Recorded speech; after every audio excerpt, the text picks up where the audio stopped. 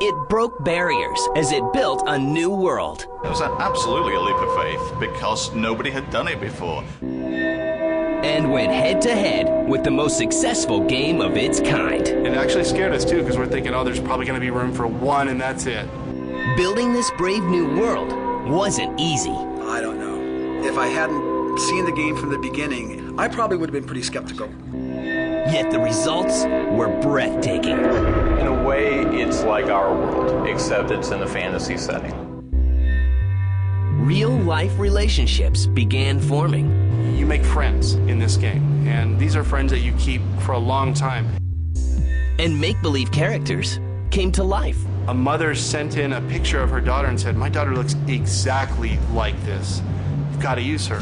But the extreme dedication of some players caused controversy. I know for myself at one point, I just actually had to stop the addiction and get out of it so I could keep my life and keep my sanity. This is the amazing story of EverQuest, the most successful, massively multiplayer online role-playing game in history. It just keeps going and going like the Energizer Bunny.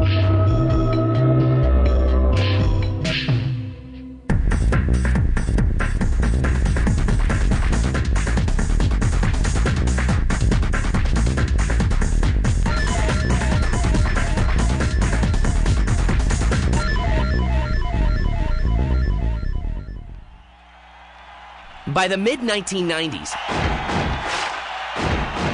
a Sony product development group, now known as Sony Online Entertainment, has achieved success on the PlayStation platform with the NFL Game Day,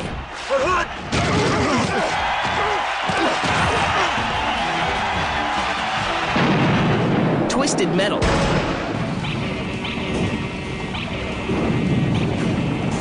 and Jet Moto titles. But not every release is a success. It was a shame with Spawn, though, because I've always been a big Spawn fan. After a troubled, multi-year production process, Spawn the Eternal is released. In spite of high hopes, the game, based on the comic book classic, fails miserably. And Spawn was a special favorite because of its cutting-edge art and storylines. And then when the game was so pitiful, it was like, oh, you broke my heart. Yet other hits follow, including sequels to Jet Moto and Twisted Metal. Both offer modes of play for multiple gamers.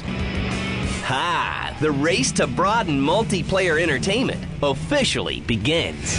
It was something that I felt very strongly about. I really believed in online gaming from the start. I was playing a game called Cyberstrike at the time from a company called Simultronics and just fell in love with it.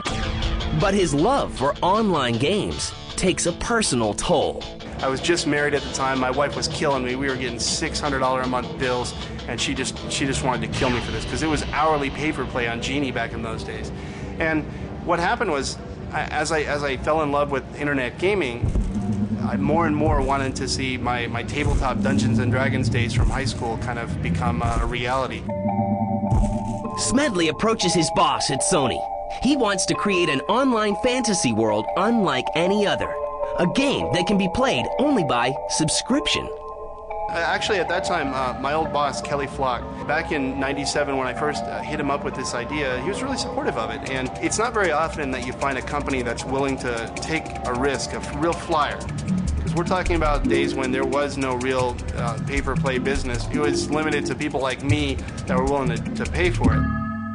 It was absolutely a leap of faith because nobody had done it before. And as much as everybody might believe that, well, yeah, of course people will pay $10 a month to play this game.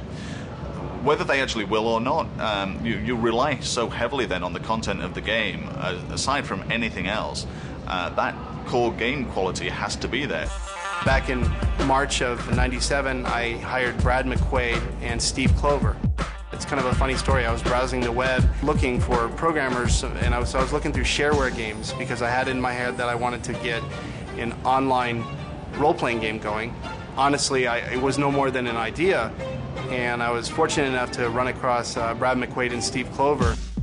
He came out with the idea of putting this stuff together and got together with Brad McQuaid, who was designing this project. And they said in the early days when still internet gaming was kind of a buzz, but it really wasn't, nobody was convinced at this point.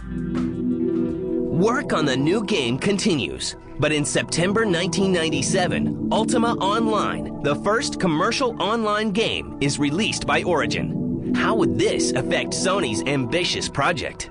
I think that may have been either the first E3 or the last CES. We actually heard about Ultima Online at that time. It's an amazing looking game, and we were like, oh wow, this is cool. Now we'll have an example of something that's going to be fun to play. Ultima Online really did pave the way for it in its graphical sense and bringing this a fantasy world to life in a real strong graphical sense. Before Ultima Online, it was all text-based. We had no idea if it'd be a commercial success or not. I mean, certainly we all played the Ultimas growing up, and knowing that it had that brand behind it actually scared us too, because we're thinking, oh, there's probably going to be room for one and that's it. Ultima Online soon has more than 90,000 players. But Sony is planning a response. In spring 1998, Tanarus, Sony's first online subscription game, originally created as an experiment, is released to test the online waters. It was quickly cobbled together just to demonstrate to the higher-ups that John's vision was going to work, and that the engine that we had acquired from Pyrotechnics was going to be functional. Tanarus does more than just function. It's fun to play.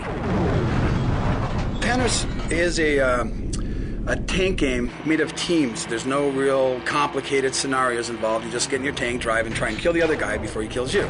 It's a lot of fun. And we built an internet game that really became kind of the cornerstone of our entire online gaming experience. By the spring of 1998, the video game world is entranced by Ultima Online. It was nearly at the peak of its power. Ultima had the benefit of its cachet as a world. The Britannia world that Richard Garriott had built was something that a lot of fans in the game industry had really already tapped into. We were able to watch this thing launch and become a success, and it really took on a life of its own, and then we knew we had something at that point. Yet Sony sees an opportunity to build on their competitors' success. Ultima Online served a very specific audience. It was a great game. I played it much too much myself. But it was a great game that had a lot going for it, but it also had some small negatives that not everybody was into it. Sony Online Entertainment has already begun work on a game that will challenge the authority of Ultima Online. A game that will become a lifestyle for enthusiasts worldwide.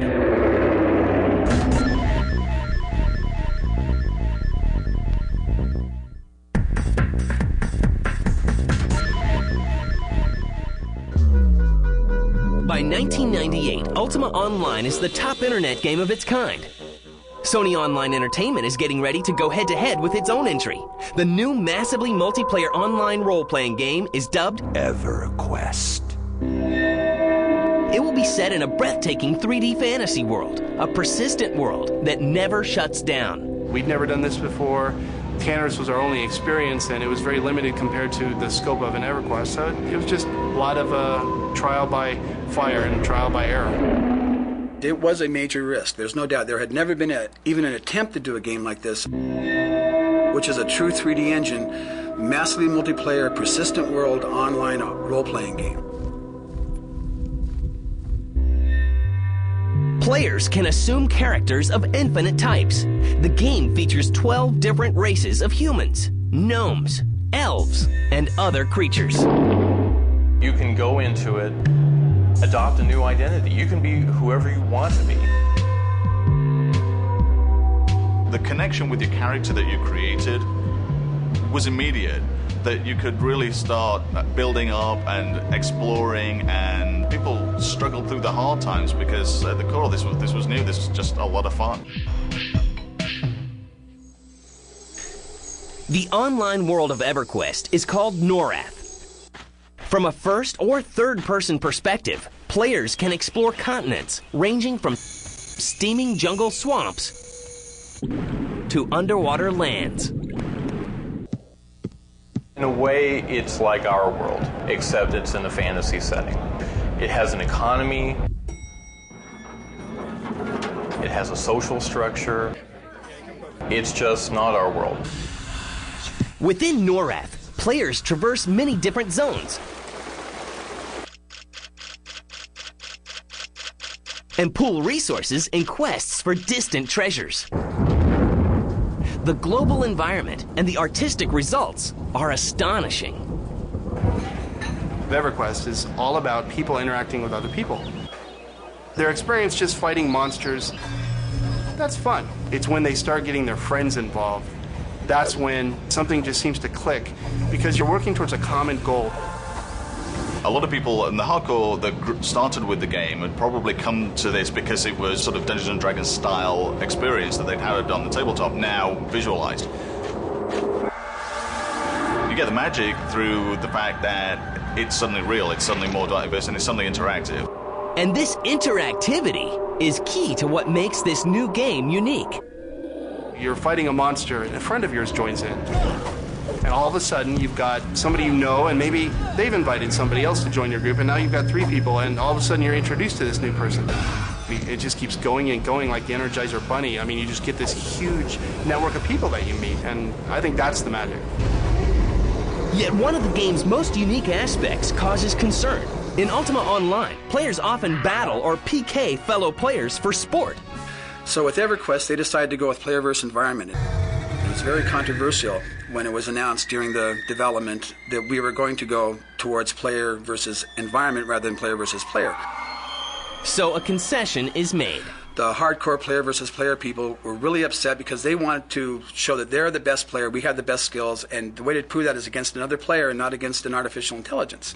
So we also included some servers where it is player versus player, where you can actually kill another player in the game. The game is making headway, but will people actually pay a monthly fee to play it? We had these project review meetings, and all the other producers would show these PlayStation games that are going to sell 1 million units. NFL Game Day, 1 million units. And here we are showing our PC stuff. How many is this going to sell? Well, we think it might sell 70,000 units over 2 years. I don't know. I myself, if I hadn't seen the game from the beginning, I probably would have been pretty skeptical. And then all of a sudden, some of those producers internally started playing the game, and then they got it. It's just one of this big ball of energy that kind of sucks people in. Yet is it good enough to impress the press? When EverQuest launched, they were fighting the Ultima name, and they were also fighting the Lord British name. It had some celebrity behind it, so that was a tough road to hoe. I remember hauling these big computers up to Computer Gaming World and literally kind of getting these almost not blank stares, but sort of like they didn't know quite what to make of us yet. I actually saw the game well before release when John Smedley and Brad McQuaid came in and said, we've got this game and it's going to be massively multiplayer and it's an RPG. There was a lot of nervousness about it, but I remember I was working at PC Accelerator at the time, and we first got our builds of EverQuest in, and all of a sudden, we just got sucked into it. And the positive reaction keeps building well after its March 1999 introduction. After only 2 months on the market, more than 100,000 copies of the CD-ROM are sold. And each night, 30,000 people enter the enthralling zones of EverQuest. When it first launched, it was a real test because, nobody had done this before. And Ultima Online had already come out and set an example and a standard. And I think that there was a feeling for a while that between Ultima Online and EverQuest and Asheron's Call, the market was somewhat saturated. But with each additional game that's come into the market, it has expanded the base. When we launched the product in early 1999, we had roughly 50,000 subscribers within a 2 or 3 month period. EverQuest players are supported by a team of game masters who are based in the company's headquarters in San Diego, California. We'll doggedly go after a problem until we solve it. One of our employees will spend half a day, if necessary, with one single customer to resolve a situation if necessary. Fans go crazy for this brand new fantasy world. During peak periods, there are up to 37,000 players online simultaneously. From countries as far-flung as Zimbabwe and New Zealand. People operate in their mundane world, and then EverQuest allows them to operate in a fantasy world where they can do fantastic things. Our typical player plays 20 hours a week, which is a lot. And the ramp-up curve that we see on this game is absolutely amazing. It goes from, a couple hours a week to all of a sudden they just go right up to our average. And in some cases, a lot more than that. It's nuts. They are absolutely intense. It is amazing, but I think it comes out of the fact that they have dedicated so much of their time and often taken over their lives to this. Given the strongly addictive nature of EverQuest, the gaming press and online community jokingly nicknamed the game EverQuest. I know for myself at one point, I just actually had to stop the addiction and get out of it, you know, so I could keep my life and keep my sanity. You know, I would say that people devote like 38 hours of their week to TV. Is that bad? Yes. I think I'm proof of that. Do people devote too much of their days to this? I think that's a personal choice. It's about what people want to do with their free time. You know, EverQuest really just became a phenomenon because it empowers people to communicate online. The kind of catchphrase that we like to use, we're forming global gaming community. You make friends in this game, and these are friends that you keep for a long time. Great to have all you guys here. It's about time we got here, huh? And what better place to meet than at EverQuest fan fairs? We host a quarterly fan fair, which is a national traveling EverQuest get-together. They come primarily because they want to meet their online counterparts face-to-face. Fantasy begins merging with reality. Yeah, oh my gosh. I mean, how cool is that? I think I must have bought every single TV guide in our local grocery store. And the cover girl becomes a real-life woman. Our artist Keith Parkinson painted the first EverQuest, and the high elf Firiona V that's on the cover of the first box, a mother sent in a picture of her daughter and said, "My daughter looks exactly like this. You've got to use her." And Keith started using her as a model for the future ones. In fact, if you look closely, the difference between the first box and the second, it goes from looking like this kind of generic high elf to Denise. Within months of its launch, EverQuest outpaces Ultima Online, its biggest competitor. But can it survive newer, tougher competition, as well as its own replacement?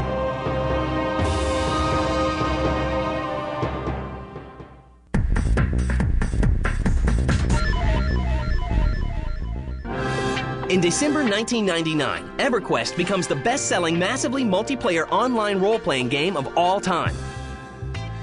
250,000 copies of the game have been sold, outpacing its nearest competitors, Ultima Online and Asheron's Call.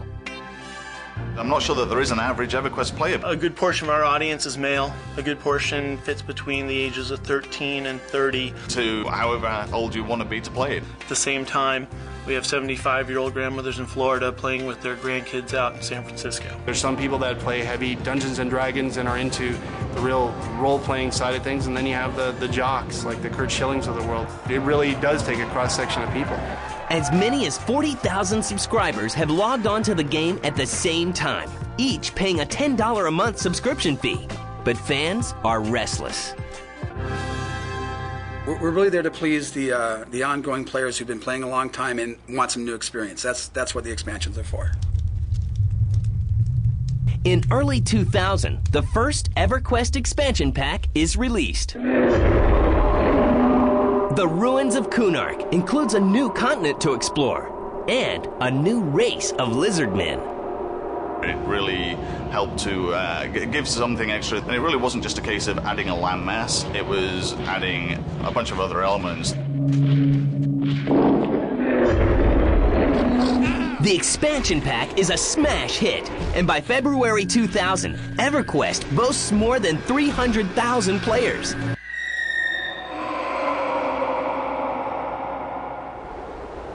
That winter, a second expansion pack, The Scars of Velius, is introduced. It features even more perilous zones and numerous new quests for characters at higher levels. But some complain that it's too hard for most players. That was a real high-end pack for those people that have already invested a huge amount of hours. There's always going to be controversy over what we're deciding to do, and, you know, sometimes it works for us, sometimes it doesn't. Nevertheless, EverQuest continues to rule the online gaming world. Sony's most difficult challenge is figuring out how to keep the success going. And the point then becomes not what they actually did, but how you actually manage that going forward. The Shadows of Lucklin expansion pack is announced in spring of 2001. Created for all levels of ability, it takes players to the eerie moonscape in the Shadows of Lucklin. It's a hit. And you might think, well, why don't you just do that every time? Well, because we have different pins, and we can't just make this a cookie-cutter, kind of experience that's just generic and all across the spectrum.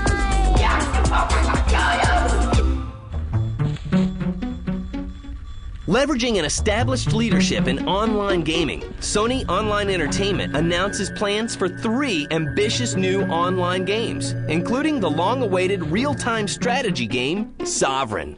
One of the things I think I'm really proud of our company is that we're doing groundbreaking things. We're not doing just other versions of EverQuest. That's not the way we want to do business. PlanetSide. It's taken us a while. It's not easy to get a first-person shooter that's going to be massively multiplayer. No one's done that yet. And another title that's out of this world. We're the developer on Star Wars Galaxies. We're doing it for the publisher LucasArts. It is a massively multiplayer Star Wars universe. This is truly going to be like going to see a Star Wars movie and walking through the screen. It's going to be as close to a virtual experience as anybody has ever experienced.